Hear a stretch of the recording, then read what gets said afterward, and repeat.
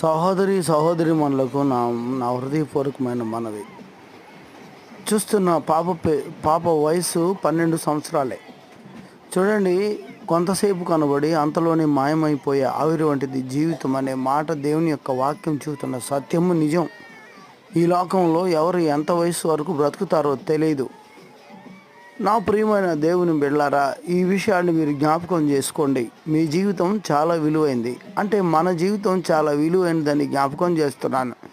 మనం బ్రతికినంత కాలము మన విలువలను దేవుని యొక్క వాక్యపు వెలుగులో దేవుడు మనకిచ్చినటువంటి ప్రతి మాటను వింటూ మంచి మనస్సాక్షి కలిగి మంచి క్రమమైన జీవితంతో ఈ జీవితాన్ని ముగించే వరకు కొనసాగింపు చేయడం మంచిది. ఆయన ఆలోచన ప్రకారం ఈ లోకంలో బ్రతికి మంచి సువాసన కలిగిన పరిమళ వాసన కలిగిన జీవితాన్ని అనుభవించడానికి దేవుడు మనకిచ్చిన సమయాన్ని ఉపయోగించుకుందాం ఫ్రెండ్స్.